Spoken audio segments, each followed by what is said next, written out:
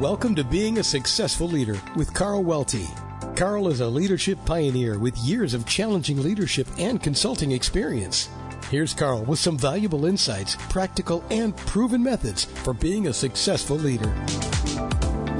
Welcome to another episode of Being a Successful Leader. Carl Welty here, your host. We've got 26 episodes spread a week apart. Each episode is 15 minutes to a half hour.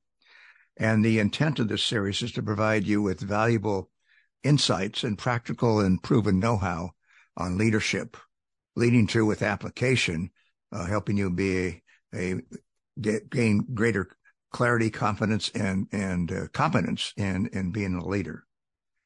The episodes are divided into three, or revolve around three, what I call imperatives of successful leadership. The first imperative starts with you, the leader, and that's all about being a skillful, self-aware leader. And then we move to the second of the three, and that's formulating and executing a sound strategy.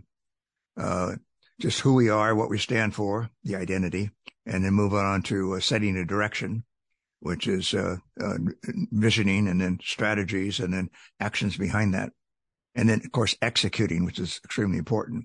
Then the third of the three is creating a culture of commitment. You need people to sign on and be enthusiastic about achieving the sound strategy. Where we're at now is moving to the tail end of the sound strategy, the middle imperative. And in there, we have gone through what I call the four methods, or not methods, but four steps, if you will, in the narrowing process, the focusing process of setting direction. We went through situation analysis. This is all about getting your bearings, what's out there in your external environment that's relevant, and fodder for your success, your critical success strategies. And then looking at your internal environment in terms of just where do we stack up in achieving this? And you combine the external and internal and come up with a critical few areas of potential strategy. You convert those into the next step, which is visioning, and the win statements that you derive from your critical few areas of focus turn into vision elements, which becomes the bedrock of a translatable, actionable vision, which is so key to this. You wrap that with an umbrella statement, a vision statement. Then you move on to developing strategies for each of the vision elements. Put that on a list there of a strategic path. And then you move that into a master plan, which becomes your guiding document for you and your leadership team. You take the strategies and you assign accountability. You sequence them, which is very important. We went all through this. Sequence them then and have accountability, a strategy champion, if you will, and then timelines. And then you wrap up with actions. And that's where we're at now. Action planning, divided into two different pieces. In action planning, have 5 steps.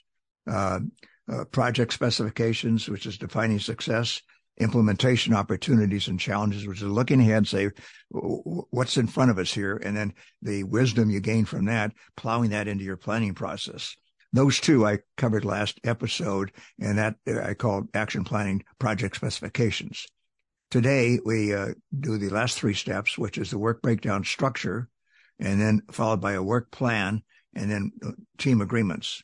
And that I call the action planning, the work planning.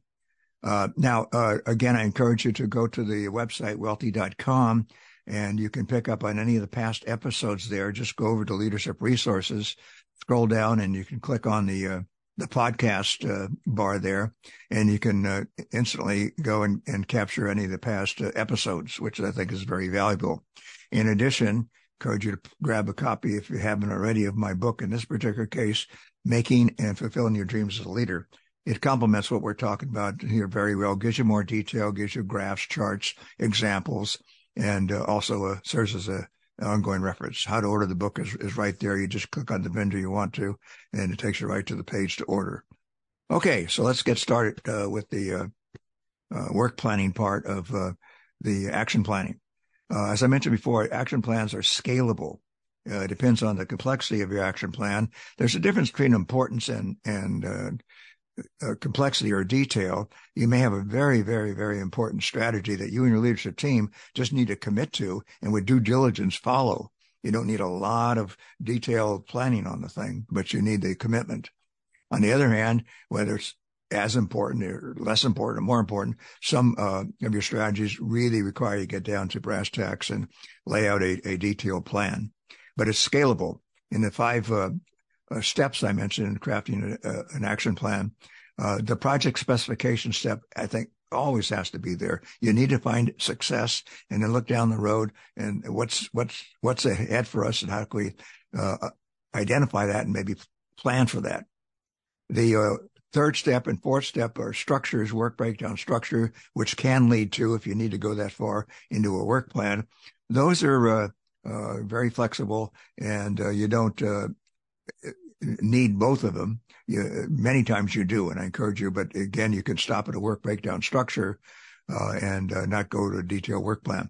The last one, team agreements, which is identifying accountabilities to one another on your project team or your leadership team, and then the commitments and the accountability. That should go for all of your action plans.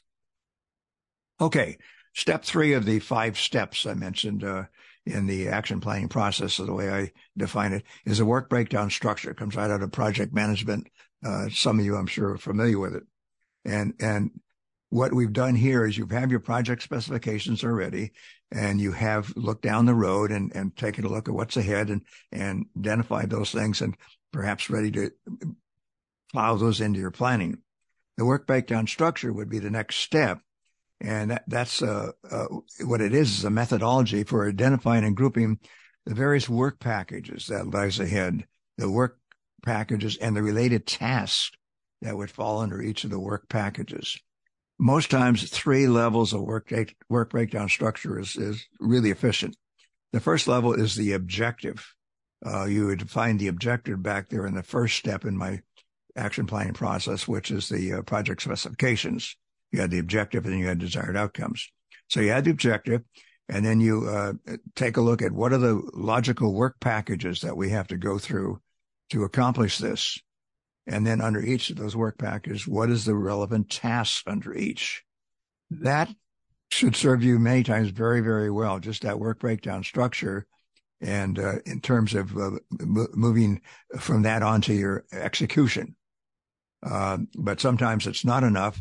And then we take that and detail it out into a work plan, which I'll describe in just a second. So that's the work breakdown structure, 3 levels. And you can use the tools that we've described before, like goal analysis and the group application of that, the affinity diagram, to help sort things out. Once you have your objectives, sort out, making jottings and sort them out into logical groupings, and those become your work packages. Again, refer back to past episodes if you didn't catch that, or the book. The book is very good on this. A quick example of work breakdown structure. This would be a group I worked with some time ago. The project objective was, this is a large organization and it had to do with the importance of training. It was actually a nuclear power plant, so safety is very, very important, and training is very, very important for all people aboard. So they wanted to streamline the training but not risk any safety measures, if you will. And so they wanted to really be more efficient and effective in the training, but keep that safety number one. So working with the team there, the project team, they came up with 4 work packages. One is project formulation. The second was getting started. The third was data gathering and analysis. And the fourth was the recommendations that came out of all of that. So those are the 4 packages, work packages. And then under each, I won't go through all the details, but there are tasks listed. For example, in project formulation, it's a lot of the stuff we talked about. The project specifications, the project charter to charter the team, and identification of again, implementation opportunities and challenges. Under getting started was the selecting the project team, initial meeting, which was important, which I facilitated, craft team agreements and accountability. The third work package, data gathering and analysis, was developing the future state, This is called gap analysis. What does it look like out there? What are the elements of a future state? When statements again. And to develop the current state. What does it look like now? And then to look at the gap between the future desired state and the current state. And from that, plot strategies to close the gap. Very good process, gap analysis. And then out of all that came the recommendations after they went through and did their work.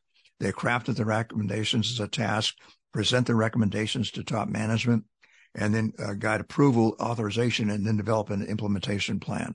So those are your 4 work packages to give you an example of this particular project and the tasks, sampling of tasks underneath each. Okay, the next structure would be a work plan. This is taking your work breakdown structure and getting more detailed when you need to.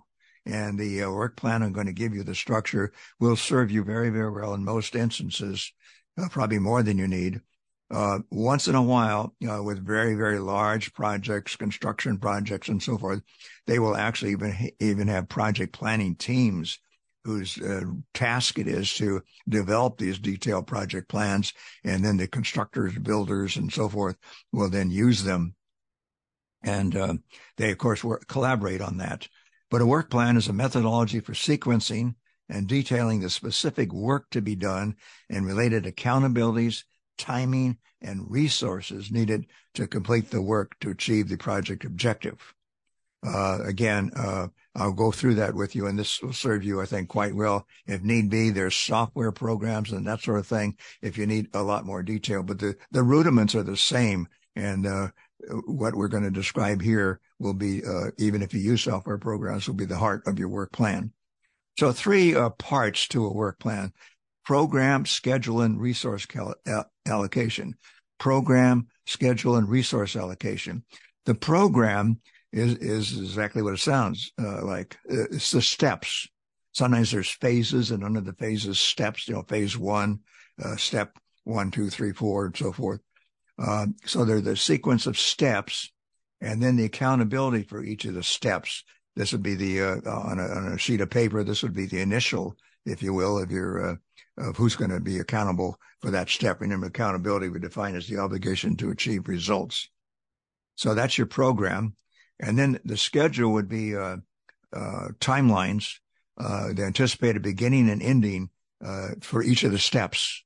And you can take a piece of paper, and when you work with your project team, you probably don't want to hang paper on the wall, use flip chart paper, what have you, and then condense it to probably landscape, legal size paper, and have it all in one piece there.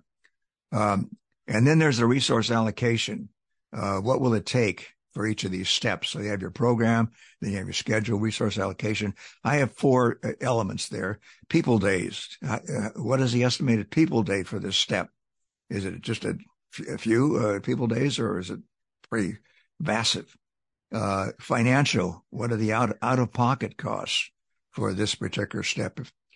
Space and equipment. What kind of special space and equipment do we need for this step? And the final one is information. What kind of data do we need to complete this step? People days, financial, space and equipment, and information. You can see this is a pretty robust work plan, and really worth your effort. Again, as I mentioned last time, you want to go slow to go fast with you and your leadership team, your project team, and the dividends you will reap by on the front end, taking the time to go through the steps we're talking about here. And then the implementation time and quality will be much better as you go slow to go fast. All right. The last project control we should talk about a little bit. Project control, then you have your draft of your action plan here, whether it's just a work breakdown structure or that plus a work plan. And now you can say, well, how are we going to monitor this thing as we go along and modify work in progress? So that depends on your kind of project and your team and so forth. You might want to think about progress review meetings. That's a definite. And so you might want to schedule there and put that on the calendar. Project milestones. There may be some key milestone dates that you want to key up to come together and monitor and perhaps modify your project or action plan. Key dates. Those are some ways of project control. because you need due diligence. You just don't have the action plan and get going. You need your team to continually meet and hold each other accountable for achieving this project plan. So the last of my 5 steps is team agreements. Again, whether it's a robust action plan or just you and your leadership team agreeing, for the next quarter to do certain things. Team agreements are all about commitments and mutual accountabilities. They are, as I define them, principles and ideas the leader, you and your team members deem essential to allow you to effectively work together and to manage the work to be done. And this applies to any project or action plan that you have. Let me give you some example of what I'm talking about here and the importance of these. These are examples from different groups I've worked with in terms of giving you a taste of what team agreements might look like. Okay, here's one. Create a safe place where team members can express divergent points of view. I won't go into all the detail here, but they want openness and frankness and so forth. The accountability part of that, each time you have a commitment and accountability, is that speak up. And if you feel invalidated, we need to hear from you and clear up the situation when they occur. Also, we need to periodically discuss just how rigorous our team transparency is. Okay, here's another one. Have growth mindsets. Remember in previous episodes, we talked about growth versus fixed mindsets. They wanted to need to be willing and able to change our mental models based upon what's going on. Revise our assumptions, if you will.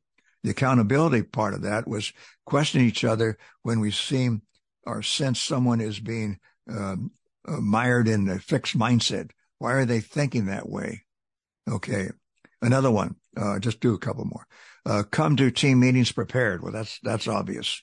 No slackers here. You got to do your homework. The accountability part is call each other out on ball dropping. You see, we don't penny punches here. You need to be very direct with this without getting emotional and accusatory.